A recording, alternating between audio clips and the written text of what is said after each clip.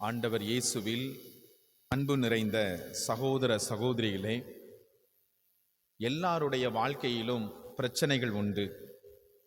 பிரச்சனைகள் என்பது தவிர்க்க முடியாதவைதான். எனினும் அந்த பிரச்சனைகளை நாம் எப்படி அணுகுகின்றோம், அந்த பிரச்சனைகளை நாம் எப்படி கையாளுகின்றோம் என்பதில்தான் வித்தியாசப்படுத்தப்படுகின்றோம். அன்புக்குரிய சகோதர சகோதரிகளே, இன்னும் ஒருபடி மேலே சென்று, பிரச்சனைகள் என்பது நம் மீது தூக்கி வீசப்படும் கத்தியை போன்றது. ஒருவேளை அந்த கத்தியை எப்படி பிடிக்கின்றோம், அதுதான் நமது வாழ்வை நிர்ணயிக்கக்கூடிய ஒன்றாக இருக்கின்றது. இன்றைக்கு முதல் வாசகத்திலே நாம் வாசிக்கின்றோம், திருத்தப்படுவதற்காக துன்பங்களை தாங்கிக் கொள்ளுங்கள் என்று சொல்லி இறைவார்த்தை நமக்கு அழைப்பு கொடுக்கிறது. துன்பங்கள் நம் வாழ்வில் வருவதனுடைய நோக்கம் நாம் திருத்தப்பட வேண்டும், நாம் திருந்த வேண்டும் என்பதற்கு தான். நம்முடைய வாழ்க்கையில வரக்கூடிய ஒவ்வொரு துன்பத்தையும் நாம் நினைத்து பார்க்கின்ற போதெல்லாம் அந்த துன்பங்கள் நம்முடைய வாழ்க்கையிலே ஒவ்வொரு பாடத்தை கற்றுக் கொடுத்து கொண்டிருக்கின்றது. இறைவன் நம்மை பக்குவப்படுத்துகின்றார், நம்மை பண்படுத்துகின்றார், நல்ல மனநிலையை துன்பத்தின் வழியாக நம்மிடத்தில் உருவாக்கி கொடுக்கின்றார்.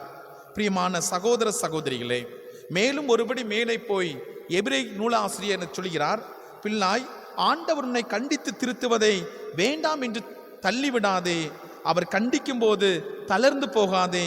தந்தை தாம் ஏற்றுக்கொண்ட மக்களை தண்டிக்கிறார், ஆண்டவர் தாம் யாரிடம் அன்பு கொண்டிருக்கிறாரோ அவர்களை கண்டிக்கிறார் என்று சொல்கின்றார். பழைய ஏற்பாட்டில் நாம் பார்த்தோம் அப்படின்னா, இஸ்ராயல் மக்கள் எகிப்து தேசத்திலிருந்து கானான் தேசத்தில் செல்கின்ற பொழுது அவர்கள் பட்ட துன்பம் அதிகமான துன்பங்கள், கொஞ்சம் நெஞ்சமல்ல, அதிகமான துன்பங்களை அவர்கள் சந்தித்தார்கள். உணவு, நீர், அடிப்படை வசதிகள் என்று சொல்லி பல விதத்திலே துன்புறுத்தப்பட்டார்கள். எதிரிகளால் அச்சுறுத்தப்பட்டார்கள், விலங்குகளால் தாக்கப்பட்டார்கள்.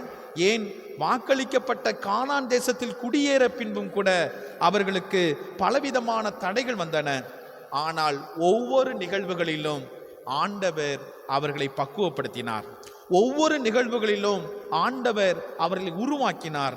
என் அன்புக்குரிய சகோதர சகோதரிகளே, துன்பங்கள் நம்மை உருவாக்குகின்றது, துன்பங்கள் நம்மை உருமாற்றுகின்றது. நம்முடைய வாழ்க்கையிலே துன்பங்கள் நிச்சயமாக வேண்டும். நம் ஆண்டவர் இயேசு கிறிஸ்து கூட இந்த சிலுவை என்ற துன்பத்தின் வழியாகத்தான் நமக்கு மீட்பு கொடுத்தார். சிலுவை அன்றி நமக்கு வேறு எந்த மீட்பும் இல்லை என்பதை நாம் உணர்ந்து கொள்ள வேண்டும். இன்றைய நற்செய்தி வாசகத்திலே நாம் வாசிக்கின்றோம், இயேசு கூட பல்வேறு நிராகரிப்புகளையும் துன்பங்களையும் சந்தித்தவர்தான். இந்த துன்பங்களையும் இந்த நிராகரிப்புகளையும் மூலதனமாக ஆக்கி கொண்டாரை ஒழிய, ஐயோ துன்பம் வந்துவிட்டது, ஐயோ கஷ்டம் வந்துவிட்டது, ஐயோ வேதனை வந்துவிட்டது என்று சொல்லி மூளை முடுக்கிலே அவர் உட்காரவில்லை. மாறாக அந்த துன்பங்களை எல்லாம் அவர் எதிர்கொண்டார். அந்த துன்பங்கள் தன்னை பக்குவப்படுத்துவதாக உணர்த்து கொண்டார். அந்த துன்பங்கள் தன்னை உருவாக்குவதாக நினைத்து கொண்டார். என் அன்புக்குரிய சகோதர சகோதரிகளே, நமது வாழ்க்கையிலே நாம் துன்பப்படுகின்ற போது முணங்க வேண்டாம். நமது வாழ்க்கையிலே நாம் துன்பங்களை சந்திக்கின்ற போது ஐயோ துன்பம் வந்துவிட்டது என்று சொல்லி மூளை முடுக்கிலே நாம் உட்கார்ந்து விட வேண்டாம். ஆண்டவர் இயல்பாகவே ஒவ்வொரு மனிதருக்குள்ளும் ஒரு ஆற்றலை கொடுத்திருக்கின்றார். துன்பங்களை தாங்கிக் கொள்வதற்கான, துயரங்களை சந்திப்பதற்கான ஆற்றலை, சக்தியை கொடுத்திருக்கின்றார். ஆண்டவர் விரும்புவது அதுதான். உனக்குள்ளே ஆற்றல் இருக்கிறது, உனக்குள்ளே சக்தி இருக்கிறது, எல்லாவற்றிற்கு மேலாக நான் உனக்குள் இருக்கிறேன் என்று ஆண்டவர் நம்மை ஒவ்வொருவரையும் பார்த்து சொல்லக்கூடிய காரியம். எனவே துன்ப துயரங்களை கண்டு நாம் சோர்ந்து போகாமல் ஆண்டவர் நம்மோடு இருக்கிறார் என்று சொல்லி அந்த துன்பத்தை ஏற்றுக்கொள்வோம். துன்பம்தான் நம்மை உருவாக்குகின்றது, துன்பம்தான் நம்மளை உருமாற்றுகின்றது, துன்பம்தான் நம்மை அதிசயங்களை, அற்புதங்களை காண செய்கின்றது. ஆமென்.